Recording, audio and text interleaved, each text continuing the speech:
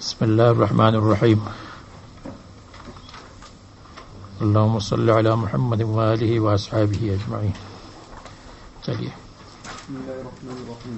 قلوب یومئذ واجفہ خائفۃ قلقۃ ابصارها خاشعة ذلیلۃ لہول ما ترى یقولون ای ارباب القلوب والابصار استہزاء وانکارا للبعث أئنا بتخطيط الهمزتين وتسهيل الثانية وإدخال ألف بينهما على الوجهين في الموضعين لمردودون في الحافرة أنرد بعد الموت إلى الحياة.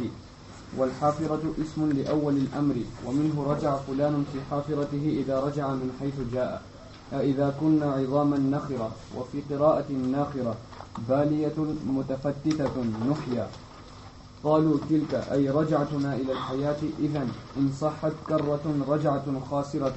اچھا جی.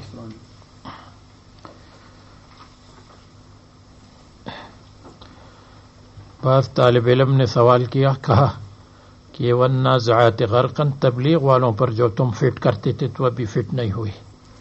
تو یہ اگر مبلغین کی جماعت مراد ہو تو پھر یہ معنی ہوگا والنازعات غرقا، اور ان جماعتوں کی قسم النازعات جو لوگوں کو کھینچتے ہیں گناہوں سے، لوگوں کو کھینچتے ہیں اللہ تعالیٰ کی دین کی طرف، غرقاً ڈوب ڈوب کر، یعنی تبلیغ میں ڈوب جاتے ہیں دعوت کے کام میں. والناشطات نشطاً، اور ان جماعتوں کی قسم جو لوگوں کو کھولتے ہیں گناہوں کے بندھن سے اور گناہوں کی رسی سے، گناہوں میں بند ہوتے ہیں تو ان کو کھولتے ہیں. والسابحات سبحا، اور ان جماعتوں کی قسم جو تیرتی ہیں اچھی طرح، جیسے مچھلی تیرتی ہے تو چھینٹی نکلتی ہیں، تو جب وہ گشت لگاتے ہیں سابحات سبحا، جب گشت لگاتے ہیں اچھی طرح تو ان کے گشت میں بھی نور کی کرنیں نکلتی ہیں. وہاں پانی کی چھینٹیں نکلتی ہیں اور یہاں پانی کی جگہ نور پھوٹتا ہے. ان لک فی النہار سبحا طویلا، آپ کے لیے دن میں سبحا طویلا گشت ہے لمبا. وہاں بھی سبحا طویلا کا مطلب گشت ہوتا ہے، ہونا چاہیے اگرچہ لوگوں نے نہیں لکھا. والسابقات سبقا، بس جو آگے بڑھتے ہیں، آگے بڑھنا، جماعتیں آگے بڑھتی ہیں. ایک نے 4 مہینے دیے تو دوسرے نے کہا 1 سال، ایک دوسرے سے کام میں آگے بڑھتی ہیں. فالمدبرات امرا، پھر ان شورا والوں کی قسم، المدبرات امرا جو تبلیغ کے کام کے لیے انتظام اور تدبیر کرتے ہیں، تو ان کی قسم، شورا والوں کی قسم. المدبرات امرا، محمد بھائی رنگیلا اور کیا نام ہے دادا بھائی، ان کی قسم جو تدبیر کرتے ہیں اچھی طرح تدبیر کرنا. دیکھو اللہ تعالیٰ نے ان کی قسم کھائی ہے. قسم بمعنی گواہی ہے. قسم کی تشریح کسی جگہ کریں گے انشاءاللہ جب کبھی فرصت ہو.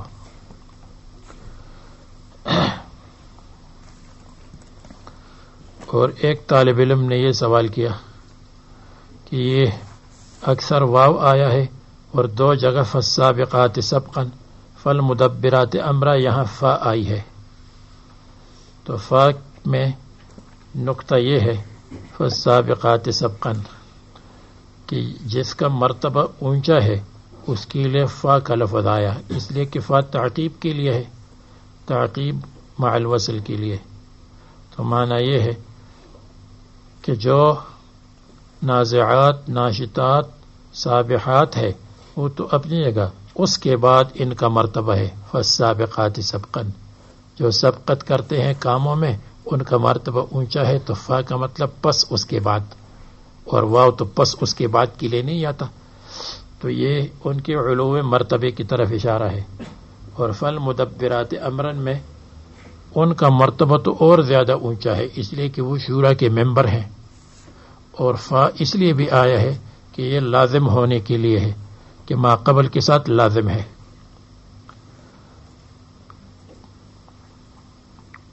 اچھا فرماتے ہیں یوم ترجف الراجفۃ تتبعها الرادفہ، جس دن ہلے گی الراجفۃ الارض الراجفۃ، وہ زمین جو ہلنے والی ہے.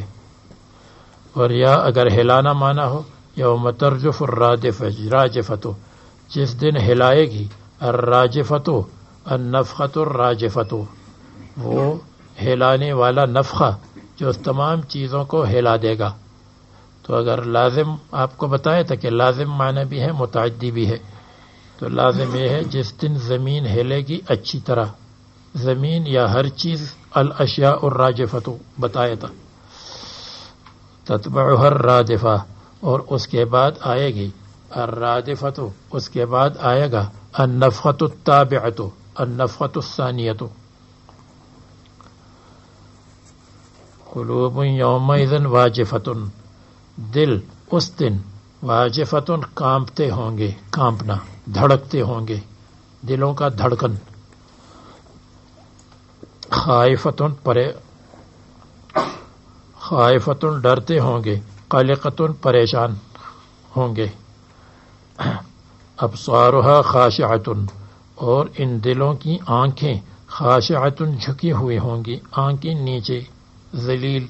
لہول ما ترى، لہول خوفناک منظر کی وجہ سے جو آنکھیں دیکھتی ہے، ہول کے معنی خوف.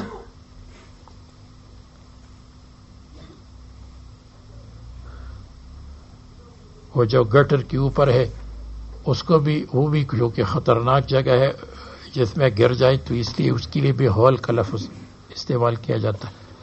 یقولون انا لمردودون فی الحافرہ، کہیں گے لوگ، ارباب القلوب، ارباب الابصار، دل والے، آنکھوں والے کہیں گے، بطور استہزاء کہیں گے اور بعث کا انکار کرتے ہوئے. یقولون کہتے ہیں، یقولون کہتے ہیں انا لمردودون فی الحافرہ، کہ کیا ہم، بے شک ہم، لمردودون واپس کیے جائیں گے، فی الحافرۃ پہلی حالت میں، جیسے اب زندہ ہے تو پھر ہم کو زندہ کر دیا جائے گا.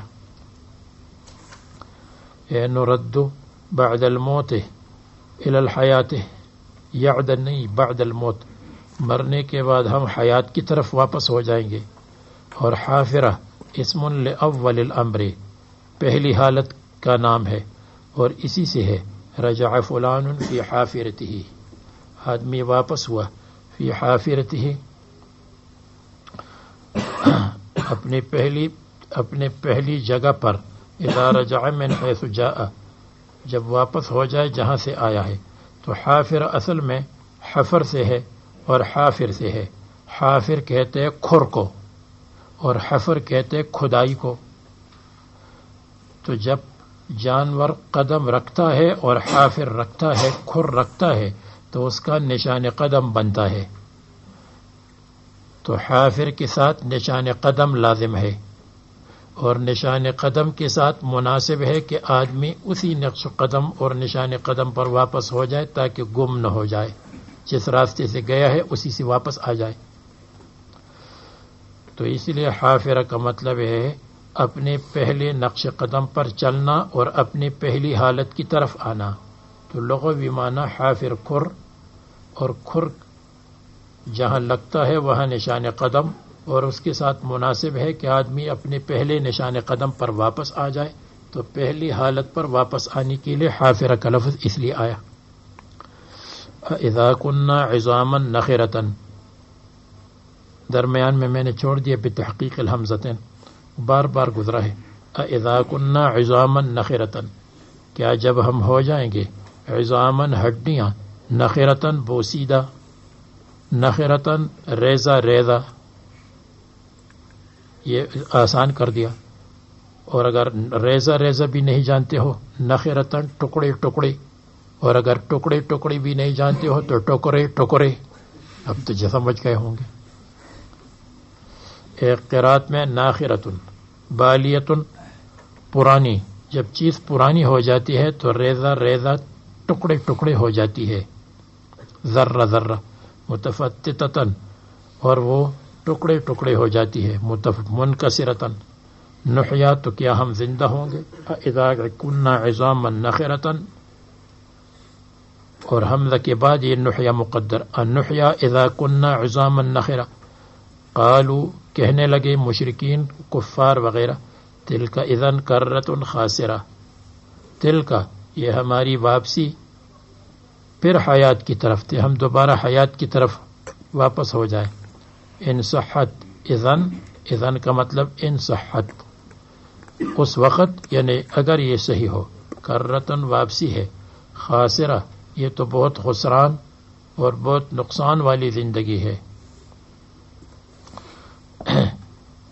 یعنی پھر تو ہم بہت نقصان میں ہو جائیں گے، اس لیے کہ ہمارے ساتھ حساب کتاب ہوگا.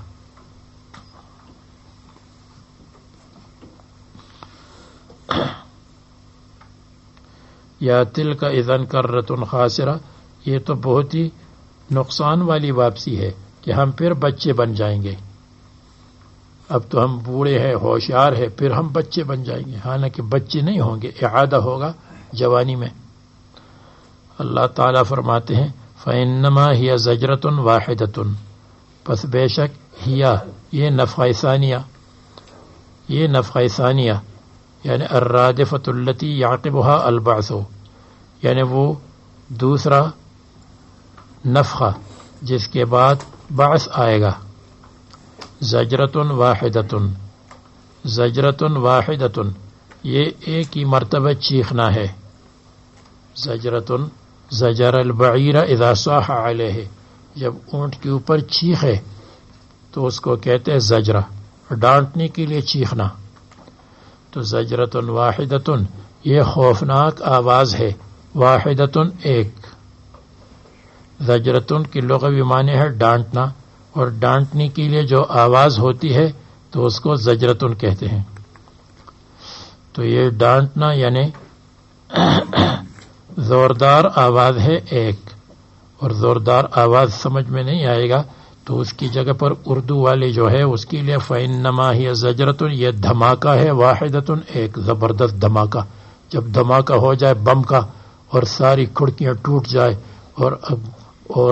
اور آدمی کے کان کے پردے پھٹ جائیں تو وہ ہے زجرہ.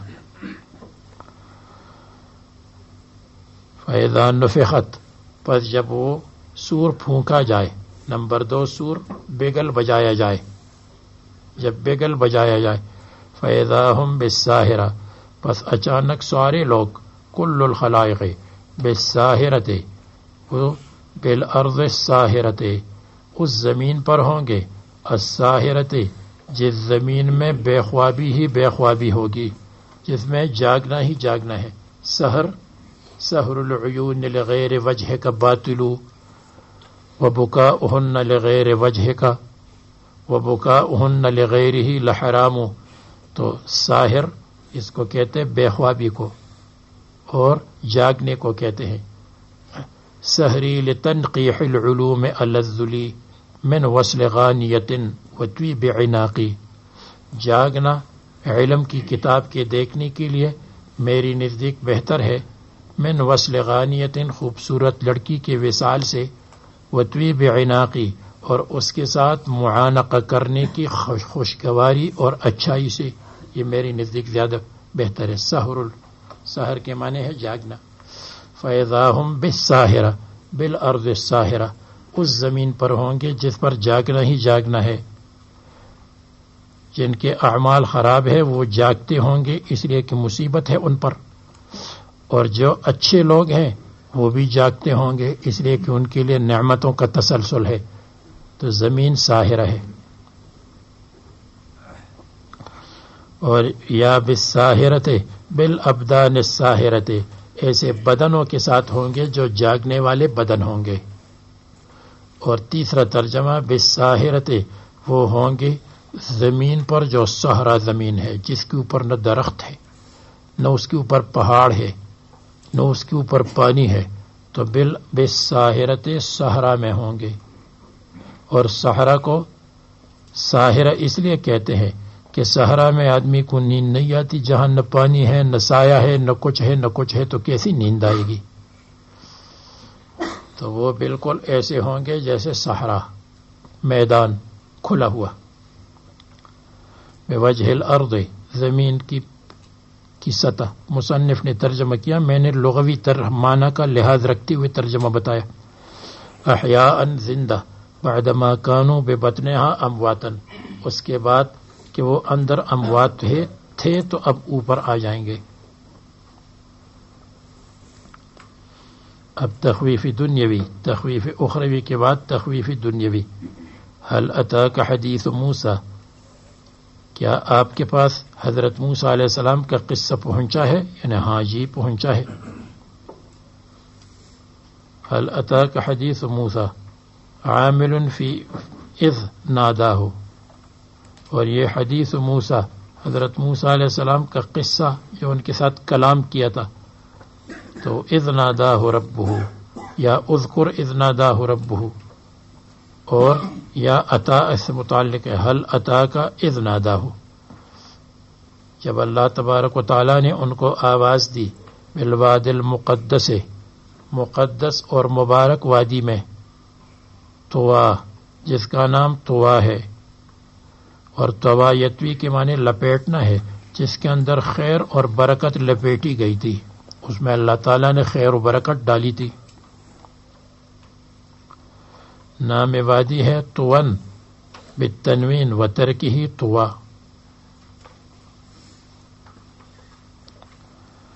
تو اللہ تعالیٰ نے فرمایا اذهب الی فرعون انہ طغی، آپ چلے جائیں فرعون کے پاس، انہ طغی، یقیناً وہ بدماش نمبر 1 بن گیا، تجاوز الحد فی الکفر، شریر بن گیا، سرکش۔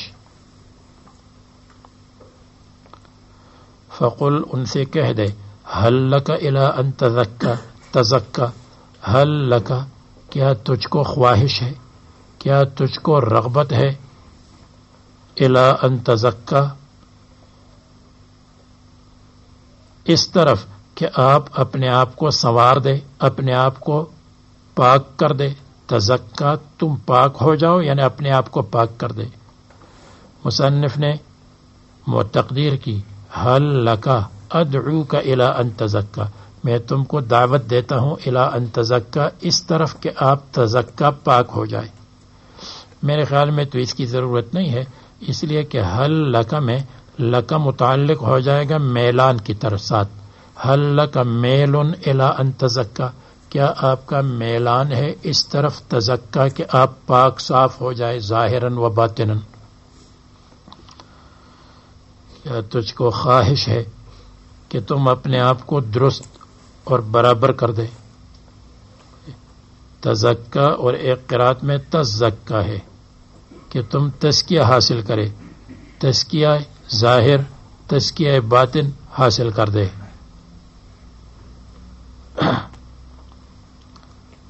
فی قرات بتشدید الزاء بادغام التاء الثانیۃ فی الاصل فیہا تزکا، کہ تطہر، یعنی تتطہر یا تطہر من الشرک، شرک سے پاک ہو جائے، اور لا الہ الا اللہ کا کلمہ پڑھ لے اور اپنا تزکیہ کرے۔ تعمیر الظاہر والباطن یسمى بالتزکیہ وأہدیک الی ربک فتخشی، اور میں تمہاری رہنمائی کرتا ہوں اللہ تبارک و تعالیٰ کی طرف، یعنی تم جب پاک ہو جائے تو اللہ تعالیٰ تک پہنچو گے. اہدیک، میں تمہاری رہنمائی کرتا ہوں آپ اللہ کی طرف، یعنی ادلک علی معرفتہ، میں تم کو بتاتا ہوں اللہ تعالیٰ کی معرفت پر، بالبرہان، دلیل کے ساتھ. فتخشا، تاکہ تم اللہ تعالیٰ سے ڈرو، اور جب ڈرو گے تو شرک سے نکلو گے، توحید کے راستے پر آؤ گے. تو فرمایا اے فرعون، تم شرک کو نکال، توحید کو سنبھال، یا امام الضلال. فتخافہ فاراہ الآیت الکبریٰ، پس اس کو دکھایا الآیت الکبریٰ، اس کو دکھائی بڑی نشانی. من آیاتہ التسع وہی الید او العصا. اشکال یہ ہے کہ پہلی مجلس میں فرعون کو ید بیضا، عصا اور ید بیضا دونوں دکھائے تھے، اور جب دو دکھائے تھے تو الآیت الکبریٰ ایک کا ذکر کیوں؟ الآیت الکبریٰ، الآیتین الکبرین تو نہیں آیا جبکہ دو تھے. اس کا جواب متعدد جواب ہے، لیکن اچھا جواب یہ ہے، ایک جواب یہ ہے کہ آیت الکبریٰ کونہما فی مجلس واحد کأنہما واحد، جب دونوں ایک مجلس میں تھیں، دونوں نشانیاں ایک مجلس میں تھیں تو گویا کہ ایک نشانی بن گئی. تو ایک نشانی ہے اس اعتبار سے کہ ایک مجلس میں اگر آپ 2-3 آیت سجدہ کی تلاوت کریں تو ایک آیت بن گئی. تو چونکہ دونوں کا مقصد ایک تھا تاکہ فرعون ہدایت پر آ جائے، ایک جواب یہ ہے. دوسرا جواب یہ ہے کہ الآیت الکبریٰ سے مراد عصا ہے. تو ید بیضا کا ذکر کیوں نہیں ہوا؟ اس لیے نہیں ہوا کہ فرعون ازلی بدبخت تھا، اور ازلی بدبخت کے لیے اصل میں جلالی معجزہ چاہیے، تو جمالی معجزہ کا ذکر نہیں کیا. ید بیضا ہے جلالی جمالی معجزہ، اور عصا ہے جلالی، تو جلالی معجزے کا ذکر کیا کیونکہ وہی اس کے ساتھ مناسب ہے، اس کے لیے جلال مناسب ہے. دوسری وجہ یہ ہے کہ عصا کا ذکر کیا اس لیے کہ عصا کا نفع متعدی تھا، ید بیضا کا نفع متعدی نہیں تھا، اس لیے کہ یہی عصا سانپ بھی بن جاتی تھی، اور یہی عصا جب لاٹھی کو سمندر پر مارا تو راستے بھی دے دیے اور سب لوگ اس کی برکت سے گزر گئے، اور جب پتھر پر مارا تو سب کے لیے زمزم کی طرف پانی کا انتظام ہو گیا. تو چونکہ اس کا نفع متعدی تھا اس لیے الآیت الکبریٰ سے مراد صرف عصا لے لیا جائے گا. اور تیسرا جواب یہ ہے کہ عصا کا ذکر کیا لکونہ اول، لکونہ اولا، اور ید بیضا بعد میں، اس لیے کہ جب عصا اژدہا بن گیا تو حضرت موسیٰ علیہ السلام کو خوف پیدا ہوا، تو اللہ تعالیٰ نے فرمایا آپ اپنے ہاتھ کو بغل میں ڈال دیں تو دل بھی مطمئن ہو جائے گا، روشنی بھی ہو جائے گی، اور جب آپ اسی اژدہا کو پکڑیں گے تو واپس لاٹھی بن جائے گی. تو وہ تابع تھا اور اصل عصا تھا، اس لیے عصا کو ذکر فرمایا. فَأَرَاهُ الْآیَةَ الْکُبریٰ، اللہ تعالیٰ نے آیت کبریٰ ان کو دکھائی. مصنف نے فرمائے من آیاتہ التسع وہی الید او العصا. فکذب وعصا، تو اس نے تکذیب کی لساناً، وعصا اور نافرمانی کی عملاً اللہ تبارک و تعالیٰ سے. اور مصنف نے دوسرا فرق فکذب، حضرت موسیٰ علیہ السلام کی تکذیب کی، وعصا، اور اللہ تعالیٰ کی نافرمانی کی، عصا کو اللہ تعالیٰ کے ساتھ لگایا، ثم ادبر یسعی، ثم ادبر، پھر ایمان سے پشت پھیری، یسعی، بھاگتا ہوا، یا یسعی فی الارض فی الفساد، زمین میں فساد کی محنت کرتا رہا۔ تو ایک ترجمہ یہ ہے کہ ادبر عن الایمان اور یسعی بالفساد، اور دوسرا ترجمہ یہ ہے کہ ثم ادبر عن موسیٰ، پھر حضرت موسیٰ علیہ السلام سے پشت پھیر کر بھاگ گیا خوف کی وجہ سے، اور یسعی دوڑتا ہوا، دوڑا، بھاگا خوف کی وجہ سے۔ یا یہ ترجمہ کہ ثم ادبر عن موسیٰ علیہ السلام یسعی فی جمع الساحرین، ساحرین کی جمع کے لیے کوشش کرتا رہا، فحشر فنادا، فحشر تو اس نے جمع کیا ساحرین کو، جمع السحرۃ وجندہ، لشکر کو، فنادا اعلان کیا، اعلان واجب البیان، فقال انا ربکم الاعلی، اس نے کہا میں تمہارا رب ہوں، الاعلی سب سے اونچا۔ فرعون بڑا چالاک آدمی تھا، اس نے کہا کہ اگر میں ساحروں کو جمع کروں اور ساحر کمزور ہو جائے اور حضرت موسیٰ غالب ہو جائے تو پھر بھی اس کے باوجود انا ربکم الاعلی، میں رب اعلی ہوں۔ میں کیوں رب اعلی ہوں؟ اس لیے کہ میں ہوں وہ رب خصوصی مصر کا، میں مصر کا رب ہوں، اور اللہ تعالیٰ ہوگا رب عمومی، اور رب خصوصی رب عمومی سے اولا ہے، اس لیے کہ خاص عام سے اولا ہوتا ہے، خصوصی ضیافت عمومی ضیافت سے اولا ہوتی ہے، اور خصوصی مربی عام مربی سے اعلیٰ ہوتا ہے۔ ایک آدمی 1000 آدمیوں کی نگرانی کرتا ہے عموماً، اور دوسرے آدمی کو ہم نے 2-3 بچے دے دیے کہ ان کی نگرانی کرے، تو خصوصی نگرانی عمومی نگرانی سے بہتر ہوتی ہے۔ تو میں مصر کا رب ہوں اور وہ اللہ تعالیٰ پورے عالم کا رب ہے، یہ اس نے اپنے غلط خیال میں کہا، حالانکہ اللہ تعالیٰ خصوصی رب بھی ہے، عمومی رب بھی ہے۔ تو اس لیے رب کے ساتھ اس نے اعلیٰ لگایا کہ میں ہوں اعلیٰ اور وہ ہے ادنا، نعوذ باللہ۔ اور انا ربکم الاعلیٰ، یہ بھی اشارہ کیا کہ دیکھو میری ربوبیت ظاہر ہے، کسی کو کھانا دیتا ہوں، کسی کو یہ دیتا ہوں، کسی کو کچھ دیتا ہوں، اور اللہ تعالیٰ کی ربوبیت مخفی ہے، اور ظاہر رب مخفی رب سے بقول ان کے بہتر ہے، حالانکہ ظاہری رب اس میں بھی اللہ تبارک و تعالیٰ نے اس کو رب بنایا ہے اور اس کو حکم دیا ہے کہ یہ کر لو۔ لا رب فوقی، میرے اوپر کوئی رب نہیں ہے، میں سب سے اعلیٰ رب ہوں۔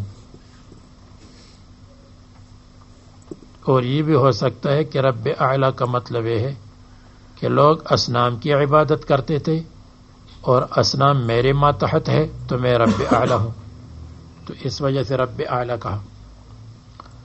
فَأَخَذَهُ اللَّهُ نَكَالَ الْآخِرَةِ وَالْأُولَى، پس اللہ تعالیٰ نے اس کو پکڑ لیا اور ہلاک کر دیا غرق کرنے سے۔ نکال الآخرت والأولی، ایک ترجمہ یہ ہے عقوبۃ الکلمۃ الآخرۃ وعقوبۃ الکلمۃ الأولی، آخری کلمہ کی سزا انا ربکم الاعلی، اور پہلے کلمے کی سزا ما علمت لکم من الہ غیری۔ اور یا دوسرا مطلب فاخذہ اللہ نکال الآخرت، آخرت کا عذاب بالاحراق، والاولی اور دنیا کا عذاب بالاغراق، اللہ تعالیٰ نے اس کو اغراق بھی کیا اور اس کا احراق بھی کیا، بالنار فی الآخرت، کرے گا تو ایسا ہے جیسے کیا ہو۔ وَيَوْمَ تَقُومُ السَّاعَةُ، ادخلوا آل فرعون اشد العذاب، یہ آخرت ہے. والأولى قوله قبلها ما علمت لكم من إله غيري وكان بينهما 40 سنة، اور دونوں کے درمیان 40 سال، یعنی 40 سال کے بعد غرق ہوا. 40 سال مقابلہ چلتا رہا. ان فی ذلک لعبرۃ لمن یخشی، بے شک اس مذکور عذاب میں لعبرۃ سبق لینا ہے، لمن یخشی اس کے لیے جو اللہ تعالیٰ سے ڈرتا ہو تو وہ اس سے سبق حاصل کر لے. پہلے میں عبرت کا ترجمہ عبرت کرتا تھا، تو بہت مدت کے بعد جب سبق آخر میں پہنچا تو ایک طالب علم نے مجھ سے کہا مفتی صاحب یہ عبرت کیا چیز ہے، تو اس لیے اس کے بعد میں اب عبرت کا ترجمہ سبق لینا کرتا ہوں. لمن یخشی جو اللہ تعالیٰ سے ڈرتا ہے.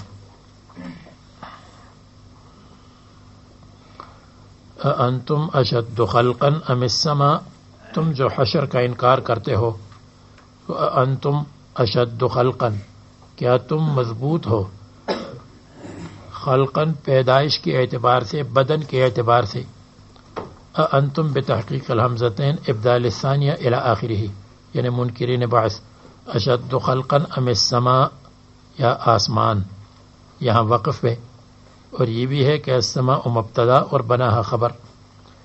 بناہا یا ام السماء اگر وقف ہے، جب جیسے کہ وقف ہے تو اشد خلقا اس کی خبر، ام السماء اشد خلقا. بناہا اللہ تعالیٰ نے آسمان کو بنایا. کس طرح بنایا؟ اس کی خلقت کا بیان، اس کی کیفیت کا بیان. رفع سمکہا فسواہا، اللہ تعالیٰ نے بلند کیا سمکہا آسمان کی چھت کو، فسواہا پس اس کو برابر کر دیا، ٹھیک ٹھاک کر دیا. ستارے اپنی جگہ چل رہے ہیں، سورج، چاند، بادلوں کا نظام سب ٹھیک ٹھاک چل رہا ہے. سمکہا تفسیر کیفیت ہے، لکیفیت البنا.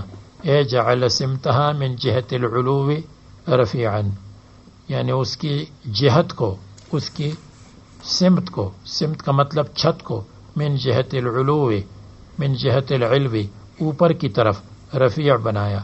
تو سمکن کی تفسیر مصنف نے کی کہ سمکن کس کو کہتے ہیں؟ سمکن کے معنی سقفن، لیکن فرمایا کہ اذا کان من السفل الى العلو یسمى بالسمک واذا کان من العلو الى السفل یسمى بالعمق. اگر نیچے سے اوپر کی طرف ہم لے لیں تو اس کو کہیں گے سمکم، اور اگر اوپر سے نیچے کی طرف آئے تو اس کو کہیں گے عمقن، عمیق ہونا.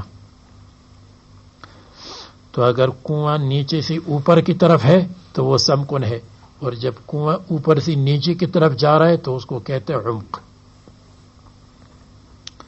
یعنی اس کی سمت کو، اس کی جہت کو من جہت العلو من جہت العلو رفیع بنایا. اور آسان لفظ ہے سمکہا چھت، اس لیے کہ چھت اس کو کہتے اوپر سے نیچے کی طرف، نیچے سے اوپر کی طرف ہو تو سمکن ہے. وقیل سمکہا سقفہا، تو یا جہت العلو اور یا سقفن. فسواہا، پس اللہ تعالیٰ نے اس کو برابر کر دیا، بے عیب کر دیا، مستویتاً بلا عیب. وَأَغْطَشَ لَيْلَهَا وَأَخْرَجَ ضُحَاهَا، اور اللہ تعالیٰ نے تاریک بنا دیا، تاریک، تاریک کے معنی اندھیرا بنا دیا. لیلہا اس کی رات کو اندھیرا کر دیا، رات کو پہلے کر دیا اس لیے کہ رات مقدم ہے شریعت میں. جیسے گزری ہوئی رات کو ہم کیا کہیں گے؟ بدھ کی رات، اور بدھ کا دن اب ہے. تو اللیل مقدم فی الشرع واللیل مؤخر فی الحساب الانجلیزی، اس میں رات ما قبل کے ساتھ ہے. جیسے آپ کہتے تھے آج کون سی رات ہے، تو آپ اپنی اصطلاح میں کہتے تھے منگل کی رات ہے، اور ہماری اصطلاح میں ہے بدھ کی رات. وَأَغْطَشَ لَيْلَهَا، اور اللہ تعالیٰ نے اندھیرا کر دیا اس کی رات کو. وَأَخْرَجَ ضُحَاهَا، اور نکال کر ظاہر کر دیا، ضحاها یعنی روشن کر دیا ضحاہا چاشت کے وقت کو، جیسے یہ وقت چاشت کا وقت ہے، تو ضحا کا ذکر کیا ہوا، نہار نہیں ہوا اور دوپہر کا نہیں ہوا۔ ضحا اس لیے کہ اس وقت روشنی بہت صاف ہوتی ہے، روشنی طلوع کے وقت بھی اتنی صاف نہیں ہوتی، اس لیے کہ ابتدا ہے، تو 9-10 بجے کے بعد گرد و غبار زیادہ نہیں ہوتا، پھر اس کے بعد گرد و غبار اور دھوئیں اور کیا لوگ کوئی دیکھ پکاتا ہے، کوئی کچھ پکاتا ہے، یہ سب بعد میں ہو جاتا ہے۔ یا یوں کہیے کہ ضحا کا ذکر اس لیے کیا کہ ضحا کی روشنی محبوب ہوتی ہے، اس وقت گرمی کے موسم میں بھی زیادہ گرمی نہیں ہوتی، اور دوپہر کو روشنی اس میں تو آدمی کی آنکھیں اندھی ہو جاتی ہیں جہاں گرمی ہو۔ ابرز نور شمسہا، شمس کی نور کو ظاہر کر دیا، وَأُضِيفَ إِلَيْهَا اللیل، اور رات کی نسبت ہو گئی ہا آسمان کی طرف، وَأُضِيفَ اللیل إِلَيْهَا إِلَى السَّمَاءِ لِأَنَّهُ ظِلُّهَا لِأَنَّ اللَّيْلَ ظِلُّ السَّمَاءِ، کیونکہ رات آسمان کا سایہ ہے، آسمان کا سایہ نہیں ہے، زمین کا سایہ ہے آسمان کی وجہ سے، یعنی فرمایا وَأَغْطَشَ لَيْلَهَا، لیلہا کا مطلب یہ ہے وَأَغْطَشَ لَيْلَ السَّمَاءِ، تو اگر کوئی اشکال کرے کہ وہ تو لیل السما نہیں ہے جناب عالی، لیل الارض ہے کیونکہ زمین کے اوپر ہے، تو لیل السما، تو جواب دیا مصنف نے کہ وہ لیل سما کی طرف منسوب ہے، اس لیے کہ یہ لیل آسمان کی وجہ سے آئی ہے، آسمان میں شمس ہے، تو شمس آسمان میں ہے، آسمان کا مطلب اوپر ہے، آسمان کو نہیں کہتے، آسمان کا مطلب اوپر، تو اس کی حرکت کی وجہ سے رات آئی ہے، چونکہ سورج نے سفر فرمایا امریکہ کی طرف، تو اس لیے اوپر رات آ گئی۔ اسی طرح والشمس وأخرج ضحاها، ضحا سے مراد شمس ہے، شمس الضحا، تو شمس کی نسبت بھی ہوئی ہا آسمان کی طرف، تو ضحا جو شمس کے معنی میں ہے شمس الضحا، اس کی نسبت کیوں ہا آسمان کی طرف ہوئی؟ لأنها سراجها، کیونکہ یہ شمس سراج السماء، یہ اوپر کے لیے چراغ ہے، تو اس لیے اس کی طرف نسبت ہوئی۔ تو ضحاها کا مطلب چاشت آسمان، یعنی آسمان کی سورج کی حرکت کی وجہ سے ضحا ہے، تو آسمان کا مطلب آسمان میں یہ سب چیزیں ہیں۔ اور دوسرا مطلب یہ ہے کہ لأن اللیل ظلها، یعنی ظل فی جانب السماء، آسمان کی طرف میں یہ سایہ ہے، یہ زمین کے اوپر ہے، آسمان کی طرف اٹھا ہوا ہے، اور یہ معنی ہے والشمس لأنها سراجها والارض بعد ذلك دحاها، اور زمین اللہ تعالیٰ نے اس کے بعد بچایا زمین کو، والارض یعنی دحا الارض بعد ذلك دحاها، یا والارض خلق الارض بعد ذلك دحاها، اس کے بعد اللہ تعالیٰ نے زمین کو بچایا، بسطها وكانت مخلوقة قبل السماء، آسمان سے پہلے پیدا ہوئی زمین، من غیر دحو، بغیر بچانے کے، تو اس پر اشکال ہے کہ والارض بعد ذلك دحاها، اس سے پتہ چلتا ہے کہ زمین بعد میں ہے، اور اللہ تبارک و تعالیٰ نے هو الذی خلق لکم ما فی الارض جمیعا ثم استوى الى السماء، زمین پہلے ہے، اور حدیث میں بھی آتا ہے کہ اللہ تعالیٰ نے زمین کو 2 دن میں پیدا کیا، ما فی الارض کو 2 دن میں پیدا کیا، آسمانوں کو 2 دن میں پیدا کیا بعد میں۔ یوم الاحد سے شروع ہے یوم الجمعہ تک، کما قرأتم مرات وکرات، تو یہ اس کی منافی ہے۔ تو بہت سارے جوابات ہیں، ایک جواب یہ ہے والارض مع ذلك دحاها، بعد بمانا مع ہے، مع ذلك اس کے ساتھ اللہ تعالیٰ نے دحاها بچایا، تو بعد اپنے معنی میں نہیں ہے. اور بعد ذالک ایک جواب یہ ہے کہ بعد ذالک یہ رتبے کے لیے ہے، یعنی تاخیر رتبہ کے لیے ہے، تاخیر رتبہ نہیں، توبہ. بعد ذالک ترتیب کلامی کے لیے ہے.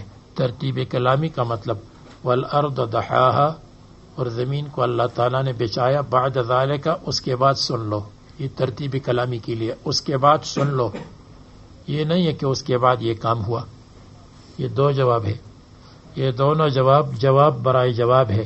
اصل جواب یہ ہے کہ والارض بعد ذالک دحاها، اور زمین اس کے بعد اللہ تبارک و تعالیٰ نے بچایا، یعنی اللہ تعالیٰ نے زمین پیدا کی، زمین کے اوپر پہاڑوں کو پیدا کیا اور نباتات کی تخموں کو پیدا کیا.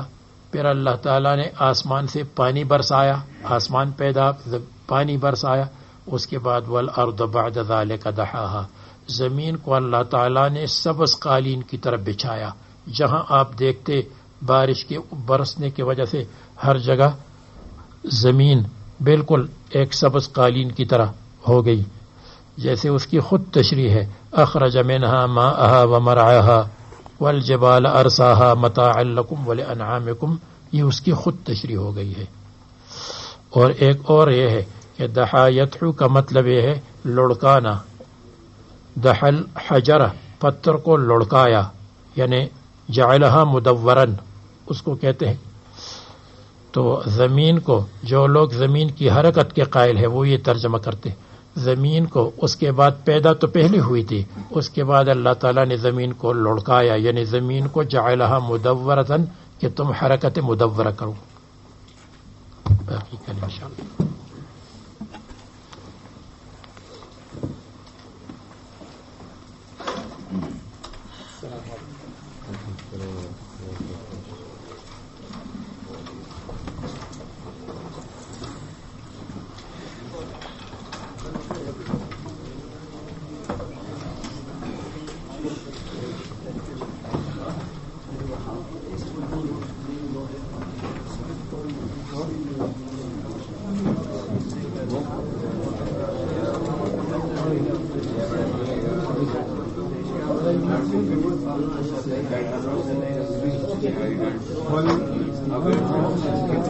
I don't